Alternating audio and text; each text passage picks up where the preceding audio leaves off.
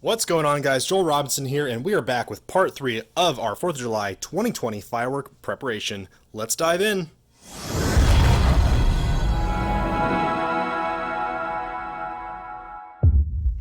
If you watched part 2, I asked everyone, should we add another 30 shots to our shell finale? And of course, the overwhelming response was, duh. So we're going to do that today. But first, we're going to take a look at my single shot racks. So my original plan was to take these 2x4s, cut an angle down here at the bottom so I could take a piece of plywood, screw the 2x4 at the set angle on the plywood, and then take the slider plates here from Spirit 76, screw those to the 2x4 so I have my angles. Unfortunately, my saw doesn't cut the angle I need, so I'm going to improvise. And luckily, I have a bunch of extra wood. So I have these 1x3s. I'm going to basically frame it like so and have my 2x4s at the set angle and then screw in from the side here. So they're going to be at the set angle, left 25, right 25, and then on one position I'll put a piece of wood here in the middle and have a straight up position or a straight up rack. The other two positions, I don't have enough of the slider plates to do straight up, so I'll just do right left, and I'll have to figure out another way to secure the 6 straight up shots at both of those positions. But let's first do one position here, see what it looks like.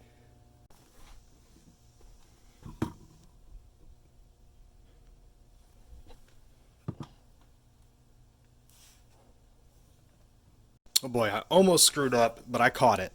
So, I was about ready to attach these rails down, right? Then I was, I was looking at the corner here, I was like, oh crap, you can't slide on the holders like this. So I was like, well, what do I do? Because I kind of want this design to stay like it is. So what I'm actually going to do is I'm just going to slide on the holders before I screw them on there. I don't know if I'm going to use this year after year, but they can only hold so many shots anyway.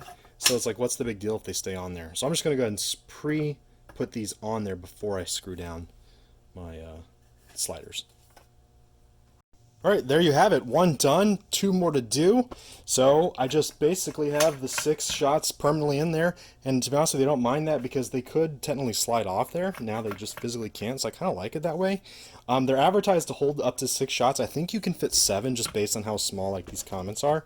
But once we're ready to do this, I mean, that's all we're going to do is just, run our match through that channel like I said in the previous video, and you just push down like that, and now once it's in there it doesn't slide because it's basically making like a friction hole on the bottom plate. There you have it. So let me go finish the next 2. Okay, this question came up in the last few videos, so I want to hit it real quick, and that was, can I buy Proline items? So yes and no. Some of the Proline items are absolutely legal for you to purchase and are available through retail purchasing. For example, on the right here, this is a completely consumer legal firework for you to buy.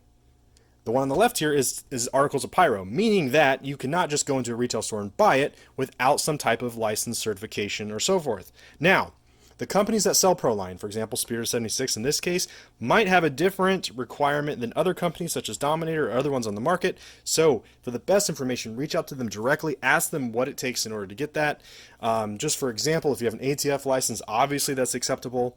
Other things that are acceptable are some forms of shooter certificates, whether that is the PGI shooter certificate. I think the American Pyro also has one, I believe. Anyways, so that's how you would be able to purchase the one for Articles of Pyro. One other interesting thing, you'll see these 2 mines here. They're the same thing, Diamond Whistle mine. This one is older stock, this one's newer stock. This older stock here is classified as a consumer firework, which is the UN code right here, 336, that's consumer fireworks. This one, on the other hand, is 431, which is articles of pyro, and you can see articles, Pyrotechnics. Anyways, what changed? I'm not sure what made them change this. However, old stock used to have a fuse that you could light, new stock does not. And so I don't know if they were required to change that, or if maybe they found that consumers weren't buying this stuff, only professionals anyway, so they were like, screw it, let's just remove the fuse and make it articles of pyro. I'm not sure. I just thought it was interesting because I have both of them in stock, so I wanted to show you today. Okay, so now we're going to secure our gerbs, our strobes, and our flames down to plywood. I just took a chunk of plywood, cut it into 1-foot square pieces. I'm going to use liquid nails, which is construction adhesive, to secure these down to the plywood, just so I can pick up and move these easily. What we're going to do is we're going to remove this plastic from the bottom of the flames and stuff, and basically because that's not going to really do a good job of securing the cardboard to the wood. Now we have direct cardboard to wood contact, and then we'll take a bead of the construction adhesive, just scoof around there, down like that. And I'm going to do that for all these, have 5 positions, so I'm going to do them all. So I almost just made a mistake. The silver strobes, the label's facing this way. I put my sticker on top of it. There's a little arrow over here that's pointing up, much like the gerbs here. So I was going to secure it down like that. Well, then I realized the match is actually going into this side, and the strobe lights from the top and flickers on the top, meaning that if the match is lighting it here, this will be the strobe part. So I open this part up, and sure enough, that's the clay plug. So I almost put it upside down, which probably, I don't know what that would look like. So good thing I had noticed that. So I'm going to put those all that way. That whole pack was like, it's funny, the whole pack of 4 was like that. Or not 4, 5 was like that. But my other pack of 5 was right. So anyways, thought that was interesting. This is why we look at these things.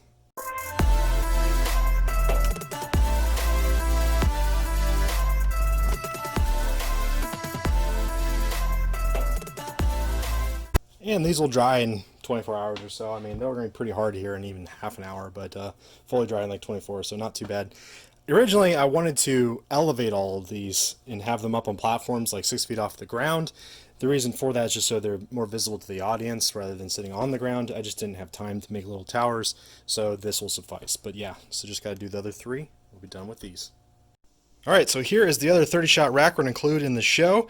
This is going to go in the center position. This is actually like the first rack I ever built, like 10 years ago. And it's been in storage for the last 6 years or so. I always check the tubes whenever I pull racks out anyway, but check this out. That's a mouse. Oh, he's dead. Poor guy.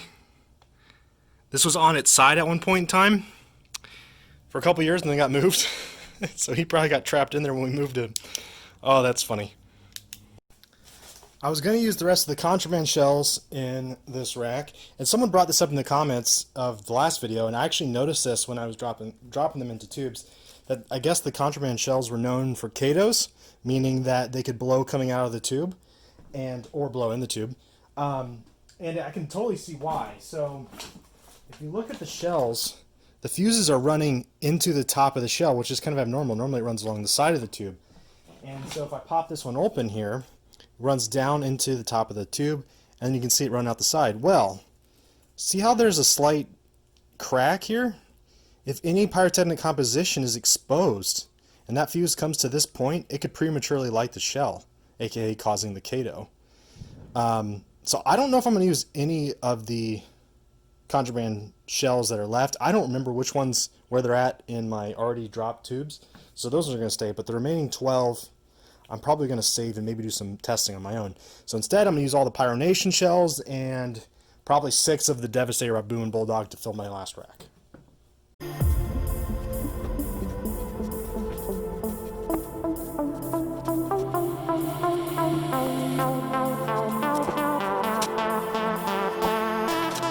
Alright guys, we finished the 30-shot rack, which brings us up to 140 total shells. We finished our single-shot racks. We also finished our ground effect, flame, gerb, strobe little setup boards. So that pretty much wraps up for today. I wasn't able to get the cakes down on boards. I might not have time at this point. However, I still feel like we got a lot done, so that way come show day, hopefully setup goes a lot quicker. Anyways, I don't think there's going to be a part 4, or part 4 will actually be on-site setup, which should be posted on probably Saturday, actually. So, anyways, I hope you guys enjoyed this little mini-series. Let me know in the comments below if you did. And if I don't talk to you again, have a safe and fun 4th of July, and I'll see you in the next video.